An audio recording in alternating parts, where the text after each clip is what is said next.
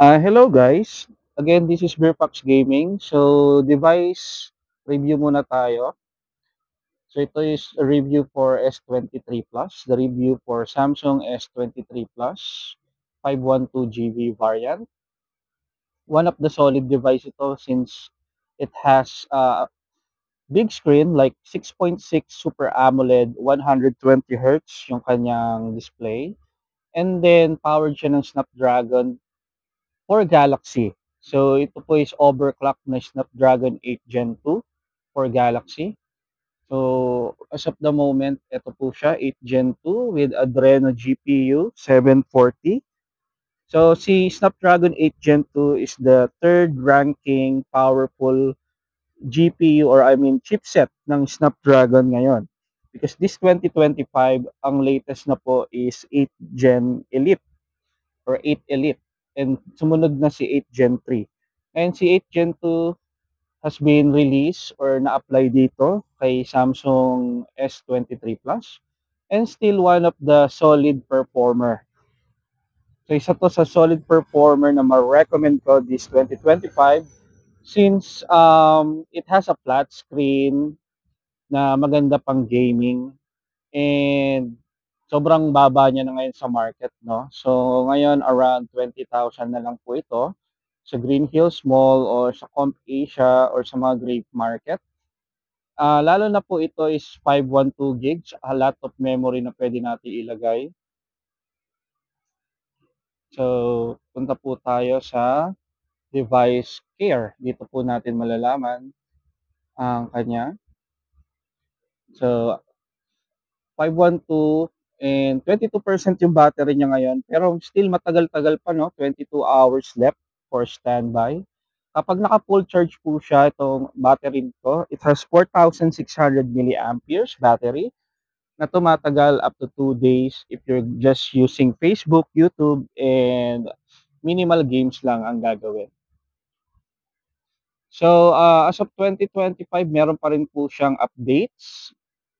So, as of the moment, ang software po ngayon ng Samsung S23 Plus is naka-Android 14 pa po ito, which still not bad since mga naglalabasang phone ngayon is Android 15 na. So, NTC approved ito and makikita nyo sa about and then software information. So, naka-Android 6.1 I mean, One UI ng Samsung 6.1 with AI na po yan and Android 14. Which is still update pa rin po siya sa mga phones ngayon, no? Pag Android 14 still good pa rin po yan.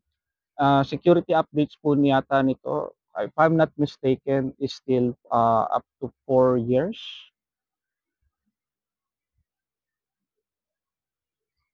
Then when it comes to the Antutu score, ito na po siya.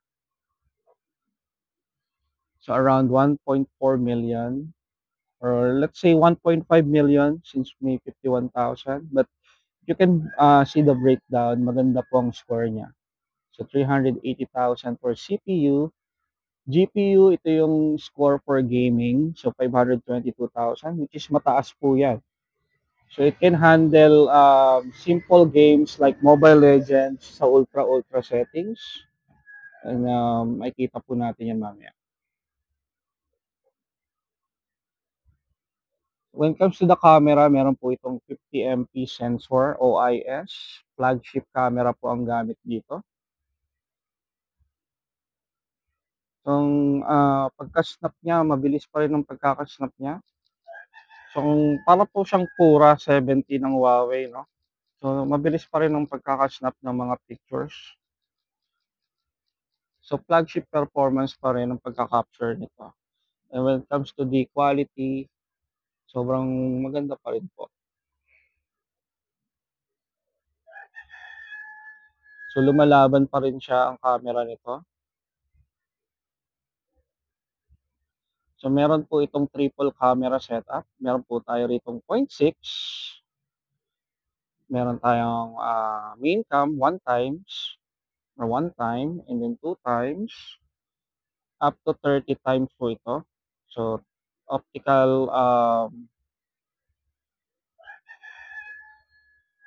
sensor niya is up to 5 times with up to 30 times na digital na po.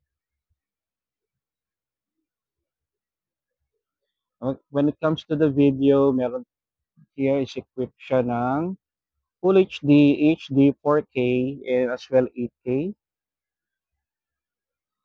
So flagship performance pa rin ang recording niya. Pag 8K, mataas ang kanyang memory consumption. But then, I would recommend 4K 60 FPS.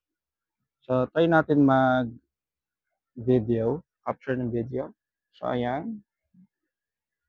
Cocomelon, Batman. So, stabilize naman ang pagka-capture. So, let's try to play it back.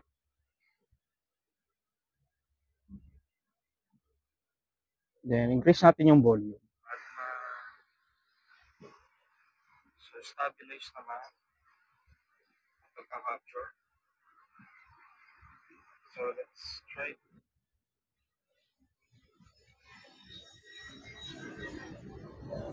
When it comes to selfie, malinaw rin ang pagka-selfie ng kanyang video. So, meron siyang wide angle and normal angle. So, malinaw rin yung selfie niya. So, when it comes to the selfie, meron tayong sample dito ng selfie video niya. So, marami tayong kinuha. So, very snappy siya. Wala man siyang lag-lag. So, hindi pa siya nag-stutter so far. So, maganda talaga ang Snapdragon 8 Gen 2. So, pagka-selfie yan, sobrang linaw naman kung kukuha kayo ng selfie. Now, when it comes to games performance, let's see. So, try natin si Mobile Legends.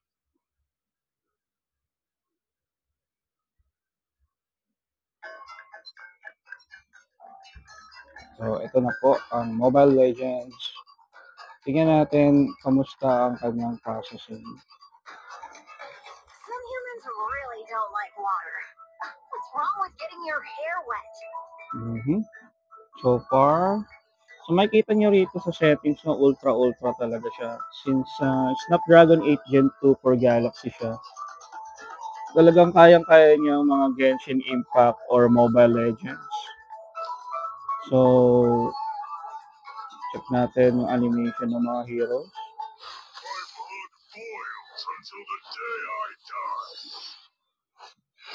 Dito makikita yan sa processing sa kanyang mga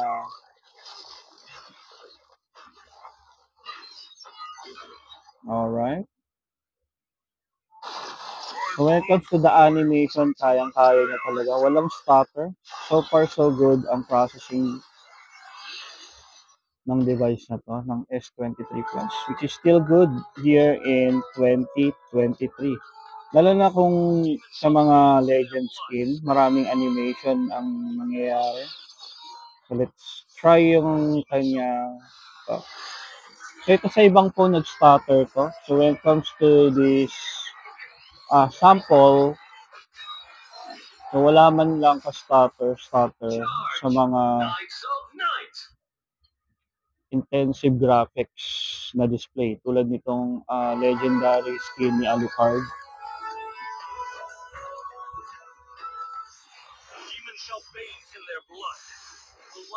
When it comes to the speaker, stereo speaker na siya. Single firing pero malakas din ang speaker niya.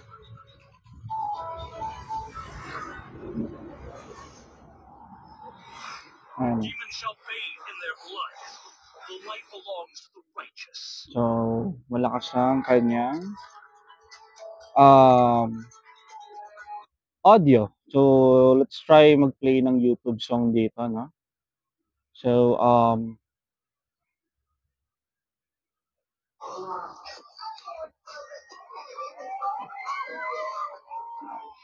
so far, malakas yung so let's play some sounds.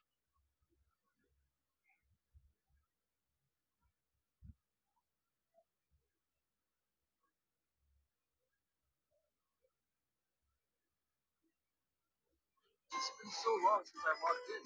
Let's see if this password still works.